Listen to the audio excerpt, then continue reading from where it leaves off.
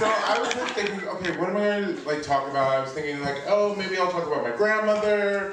But I'm like, ugh, I'm so like, I just finished watching the first season of Bates Hotel. So I'm like a little scared to talk about my tell a whole story about my grandmother. I don't want to be crazy or anything. For those of you that don't know what that means, because obviously I was expecting a better laugh. It's not that's like Alfred Hitchcock, you know, whatever. All right. I was like, okay, grandmother, kind of done that, you know, and then I was like, oh, well, I'm sorry, I want to like start this like whole movement of like hashtag body positive. So I was like, oh, maybe we can talk about my journey to like start that and thinking about that. And then I was also, well, actually, those are the two things I was thinking about doing. There's other stuff, but like you're all looking at me, so I can't really talk about it. So I was just like, oh, and literally while I was in the bathroom, I was like, oh, what am I gonna do? Which one of these two am I gonna do? Because I don't like, you know, I'm used to lip syncing, whatever. I don't really care how I go. Either way, I'm used to just like, oh, press play and I do my thing, and you're like, oh my god, it was amazing. You know, was that your real voice? I'm like, yeah, like totally. It wasn't. It was Merrie Cherry. Some people are that stupid and drunk to actually be like, oh my god, your voice is amazing. I'm like, oh my god, never talk to me again. I don't really do stupid people, you know. And it's not even about education, it's more about just like being stupid. Like, you know, you fell on your head or something as a child, it's not your fault, you know. But so, with all of it, I decided to tell a story about myself and my journey to where I'm in front of you guys at the Borough. The Borough. I had like a slash, like, speech impediment slash, I was raised in Berkeley, California, where everyone I hung out with talked like we were from the Valley, but we're from Northern California. So I don't know how that happened. And then everyone in my family is from the South, except for me, so I don't pronounce words normally, but it's borough in my okay, all right. Okay, I was raised in a very conservative family. My grandmother and grandfather, my maternal grandfather and grandmother raised me from birth. My mother was still a part of my life, but you know, she wasn't as active because she was sick most of my life. And my grandmother definitely had a huge influence on me, enough that I was going to speak about her, actually. And she'll be in this story, so don't you fret. My grandmother definitely had an idea of how she thought I should be raised. And I feel like it was her last chance. She had her 4 children, and then she had me, or no, she had her 4 children, and then she had her first grandchild, and I don't want to say she feels like she messed up, but I feel like, I don't want to say that, because she definitely did a good job on a few of them, actually. And we won't say names, I know we're recording, you know. My 90-year-old grandmother knows how to YouTube, so. I read this, you know, I read this little, like, how to give, like, doing storytelling, and one of the rules was, like, you know, don't go on tangents, but that's totally my rage. So I was like, is that okay? Because I really am ADD, like, because I will take you from A to Z to Q to whatever else and hope for the best, and hopefully you got it. But also, to be honest, I don't know why, I totally like hit a joint before I came here. And I'm in the cab here, like on the way here, I'm like, God, why did I smoke that weed? Like, I'm not gonna tell the story in front of people. Oh, God, that was not the plan. I'm just like, God, you have a problem. we're not going to talk about it today. That's for the future. So we're going to be here for a while. Yeah, we're going to be here. For me, this is how I kiki with people. Like, I'm like, girl, let's talk about it. And, before like 3 hours is up, and we talked about everything and anything under the sun. So I'm not telling a story, I'm just talking to you guys. So that's pretty much it. But, all right, back to my grandmother, okay? I finally realized what I was talking about.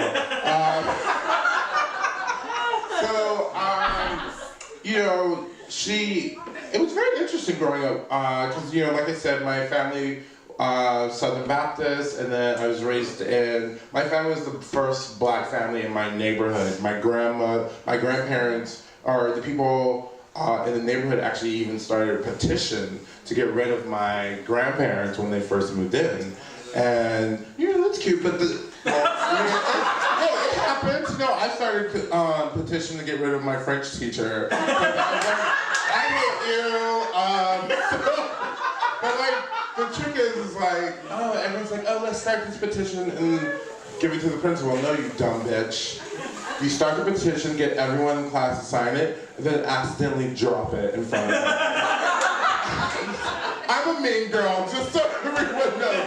Don't mess with me. Okay? I'm just saying, because I go for blood and smile at the end. But I'm also sweet. That's the thing. That's the conundrum of being a triple Cancer. I'm okay right now. Don't worry about me right now. Every time I say that, I'm like, oh my God, are you okay? I'm like, don't touch me. Okay, so grandmother told that part.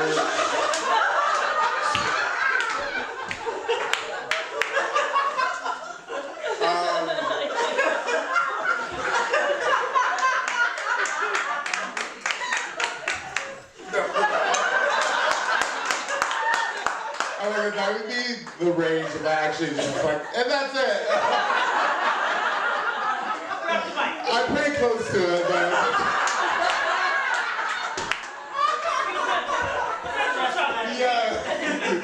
do a little dramatic. So raised in a very interesting family, but then also raised in a very white, wealthy area of Berkeley, California. And very liberal, but everyone in my family was very conservative, but pretended to be liberal, and that was like the family secret, don't tell the neighbors what we really think, And in my head I was like, this is so weird, So it definitely fucked with my head, and then you have me being a little gay boy, with on top of all that, and keeping it a secret. And I always knew that I was totally different from everyone else, but I didn't really know exactly what it was until my uncle, oddly enough, had this plaque that said something Gay Men's America League or something like that. It was totally weird. I don't know who gets plaques for stuff like that. I think now, back then, I was like, oh my God, what is that? We were on an Apple computer playing the witchcraft game. That's old school. I don't know if anyone knows that. Alright, I guess I'm dating myself. Okay. Well, so my cousin and I are playing the game. And I was just like, what is, I knew every other word except for gay. And I was just like, what is that? And he's like, oh, it's when guys like guys. And literally, it was a banquet of little Cupids and go-go boys and disco balls and glitter just came out of nowhere and partied around my head. And I was just like, okay, I like that. That's cute. I was like, I can get down with that. And, fast forward. Because I forgot everything else I was going to say. Fast forward to now, I remember, so fast forward to, I want to actually say, pull it back a little bit. December 29, 2009, I moved to New York City. So, hi. I moved to New York City. I was like, oh, I'm gonna work as a special events assistant, you know, get a 401k, and you know, when I wasn't at work, I'll like try to enjoy my time in New York City, and that was going to be like, that was my goal. That was what I'd been training for all the years that my grandmother had a hold on me. Sorry, Bates Hotel.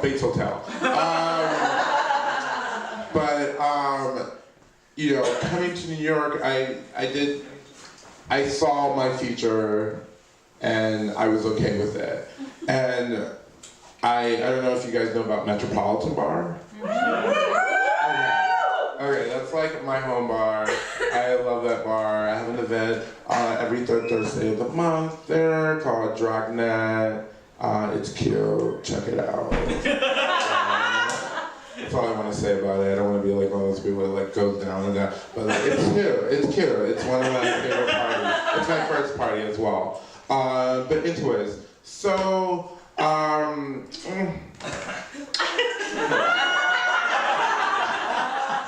moving to New York. Yes. Sorry about it. So moved to New York and Metropolitan. Yes. Okay. So Metropolitan. They're like, hey, we need a coat check, and I was like, I'll do coat check. Why not? Who cares? Like, that's a little extra money in between my 9 to 5. And I was still young then. I'm still young now, but I was like in my mid-20s. So I was just like, oh yeah, I'll totally just get home at like 5 o'clock in the morning, get up at 8, and it'll be okay. Could not do that now, but and so I started doing coat check, and then I started putting eyeliner on, and then eyeshadow, and a little lipstick, and then someone gave me foundation. They're like, this is your color. And then I learned about highlight, and I started bringing those looks to coat check, and from people being like, here's $1 because you put the tip jar in front of me before you gave me my coat, because you know you're not going to get your coat till you get the tip. Okay, just saying. All right. People would just come up to me and just be like, oh my God, you're fabulous, $20. I'm like, I am all about this rage. So I started from just like bootleg, straight up bootleg. Actually, I'm giving a little realness right now from my old school days with boy pants, boy shirt, and then like some little like, oh, this is flirty. Like, I don't think that was a word, but I made up words all the time. However, someone had to make up a word eventually to have it be a word, right? Mm-hmm. Right? Why can't you just make a word? And try it. If you make up a word and say it to a friend, and they'll be like, oh yeah. Because if you come up with the right word, with the right action, it makes sense. And people are like, totes. And they're like, yeah, that's a word. I totally know what you're feeling. Yeah. I've done it a few times, and I'm like, oh my God, you don't know, it's not a word.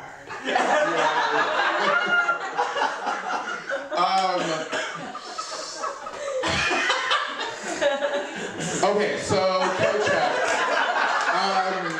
Coat check, things started happening. Tips, yeah, don't forget the tips. But like, I asked management at Metro, I was like, I was thinking about doing a drag party here, and they're like, why not?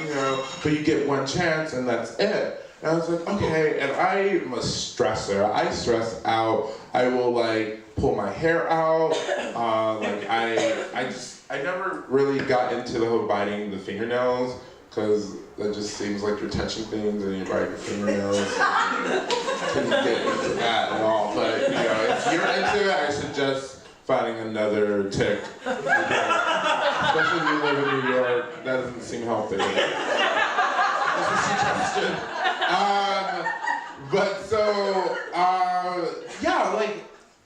I had the party, and it was the most successful Thursday the bar ever had in history. So I was like, yo. And for like 4 months, that was just my only thing. I would just do Dragnet, and I would focus, I would sleep. I would listen to the song while I was sleeping, like on repeat. So it had to be perfect, Now I cannot do that, honey. I mean, oh, sorry, I'm totally like fast forwarding. Sorry. Fast forward? Rewind? No, fast forwarding. Yeah, I don't want to fast forward. But yeah, so like that was 2.5 years ago, and I tried to stay at my job. I was working at a nonprofit as a special events assistant, and I was able to balance the two, doing nightlife things here and there, and then being a 9-to-5-er and wearing, this is actually the pants I used to wear. I rarely ever wear them now, so that was the only reason why, not that I planned on that. But that's magic.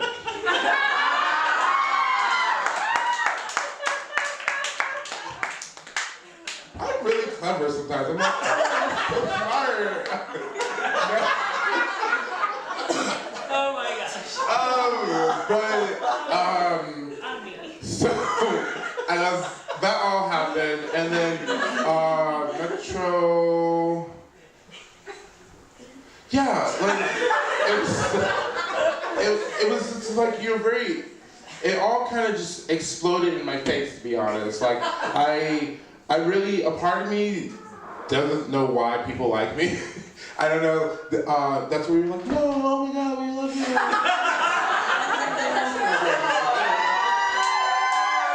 You don't have to say that.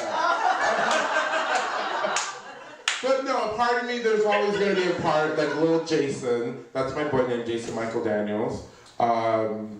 Little Jason will always feel like, oh, why do people like me? But then at the same time, there's a larger part of me that knows my strength and my magic. And I was like very hesitant. That's why I was like trying to talk. Because like talking about, oh, I know I have magic. Like, I know if someone said that to me, I'd be like, okay, bitch, like, yeah, you got magic in you, you special, cute. But at the same time, I don't think I would actually do that because I do believe in that. And I feel like there are, I do a bingo game every night, or every Tuesday. I actually hate bingo, I just host it, so I would never do it every night. But sitcom TNT, 10 p.m., Brooklyn, we're there. But like, every time we get I call B1, before I call B1, I say B1 is not just a bingo call, it's a metaphor for life, on how we all should live our lives. B1 with yourself. Know that you are gorgeous and amazing and you have a bright light inside, and that you are a bright star among other bright stars. And as long as you have yourself, you have everything that you will ever need. And, damn it. Can I just end it on that?